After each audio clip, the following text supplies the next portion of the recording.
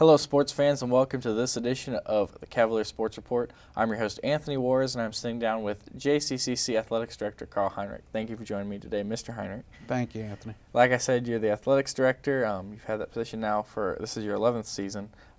Looking back at your tenure so far, how would you describe your stay here at JCCC, and how did you get here? The stay has been absolutely wonderful. This is one of the best community colleges in the United States, and the support by the administration and the board is just tremendous, as well as the faculty and staff on our campus. It came via community college in Kansas in 1990. Came to Johnson County, as actually worked in the Career Center and for a year and a half, and then moved into student activities department and ran the Brown and Gold Club, which was a great experience for me because I had never worked with that age group before, and it also afforded me the opportunity to meet many people in the community as well.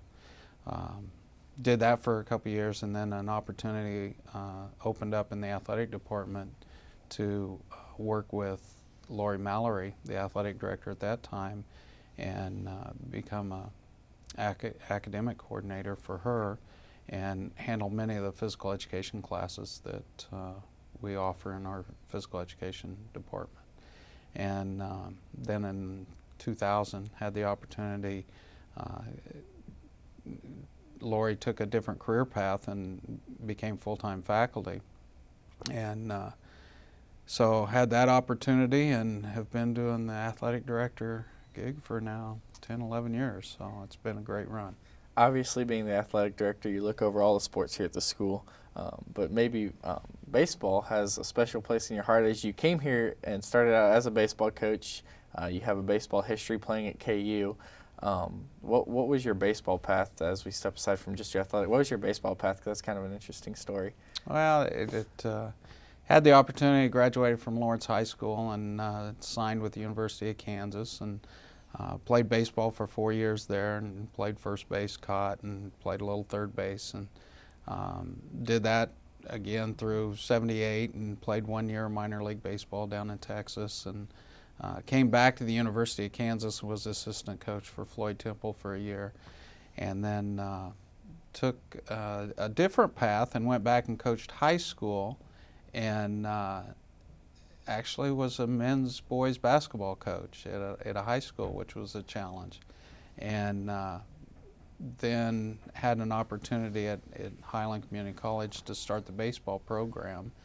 Athletic director Francis Flax at that time asked me if I'd be interested, and so I did that and was there for 12 years in Highline, and Shelley needed a pitching coach and wasn't quite ready to get out of the coaching part of it, and we gave it a run, and it was a great experience. It was a little bit ironic. You came here under Kent Shelley, and now being the athletic director, he's kind of under you being a head coach. What was that relationship transition like between you and Coach Shelley? Well, Kent and I had known each other. He was also from Lawrence, and I'm just a little bit older than him, but not much. And so we grew up, but we never got to play with each other in high school or in college. We just kept missing each other by that 1 year. And so we had been talking for several years and went to national coaches conventions together and so forth. And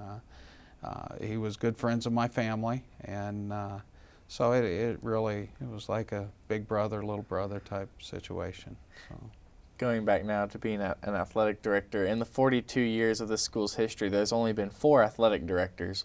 So obviously when someone gets here, they tend to stay in that position for a while. What did that mean to you, knowing the history of the athletic directors here at the school?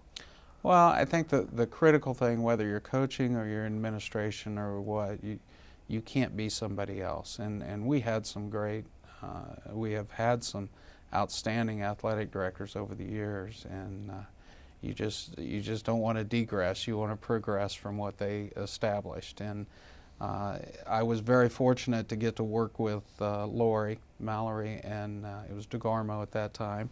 And Lori had worked at the national office, which gave her a lot of insight on the political structure, the operational side of the NJCA, and I learned a lot from Lori. And she also afforded me the opportunity in a professional organization called NADICA, which is a National Alliance of Two-Year College Athletic Administrators, to get to know many of the athletic directors across the nation. And that is always helpful, because you always don't have the answers, but somebody's dealt with it somewhere if there's an issue. So that was very helpful too.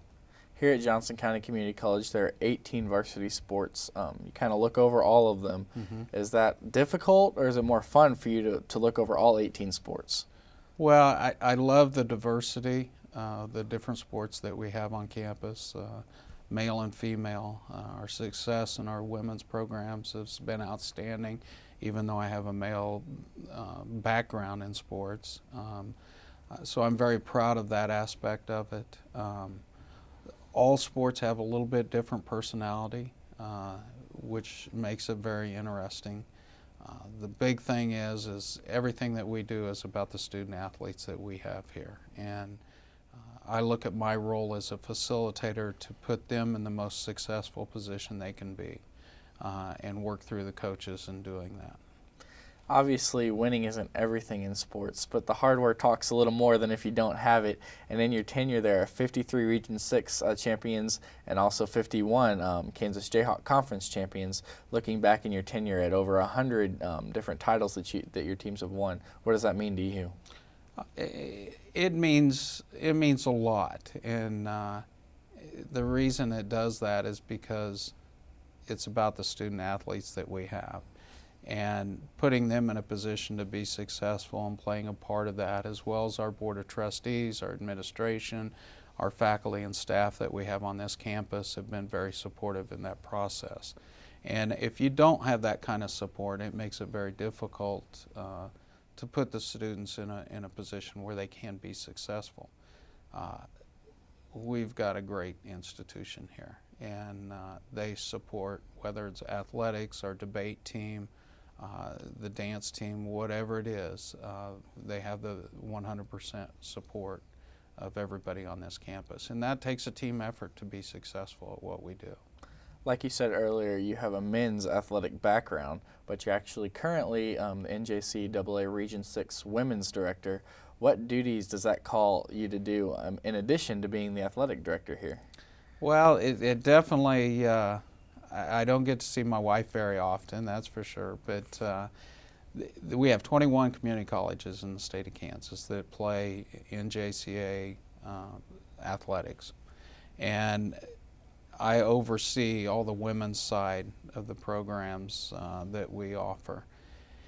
And you get to the national or the region championship events, you do spend a little bit of time getting that organized, making sure that you know, the championships are going to be pulled off in a successful way, and we do a first-class operation of how we do our championships. Looking at the 2010-2011 school year, going back, you had volleyball that went on to the national tournament, and then both basketball teams had success. And now the spring, you know, the tennis team and baseball and softball are having good success too. How would you look at the 2010-2011 school year, and how would you look at it now as it's almost over? Well, the bar's been raised in our athletic program that there's a national award called the NADICA Cup, which is you take your 5 best women's program, your 5 best men's program, and how they finish at nationals determine the NADICA Cup. In 2008, we were the national champions. We finished second, we finished third. We've been in the top 8 in the nation every year that this cup has existed. So the bar's been raised for all our programs to be successful, not only in our region, but at the national level as well. Currently going into this spring, we were third in the nation at the halfway point of this season, and so the pressure's on the spring sports to finish strong. Track's been doing very well. They had some athletes that did exceptionally well at the Kansas Relays. Our tennis teams, women and men, had an unbelievable region championship last weekend. We've got our golf team that's playing this weekend in Albemarle in the districts, as well as baseball finishing up regular season tomorrow against Coffeyville, and then they'll go into their postseason play. Our girls softball won the first round of the region yesterday, and they will be heading to Topeka and be one of 4 teams that will play to qualify to go to nationals as well. So the spring sports have to finish strong for us to finish well at the national level overall. Your efforts here at the college being the athletic director have not gone unnoticed. At the NJC AA meetings in March, you were awarded the George E. Killian Award. What does that mean to you, and how prestigious is that award? Well, I was actually shocked. We were sitting in the meetings, and they give the award to an athletic director, region director for the men's side, and then they give the award for the region director for the women's side. And I really wasn't paying attention, and they called my name, and I was shocked. I was not prepared at all to receive the award. It is pretty special because it's selected by a committee that's established by the NJCA, and then they give the recommendations to the national office, and then it's an award that the national office gives you for your service to the NJCA. So George Killian goes back. He's the original executive director of the NJCA, very, very powerful man in the International Olympic Committee. And I had, early in my career, the opportunity to meet George, and so that even made it more special. Well, once again, thank you for Athletics Director Carl Heinrich for joining us today. Make sure you tune into future shows for more sports action. I'm your host, Anthony Juarez, for the Cavalier Sports Report. Thank you very much. Good job. Thank you.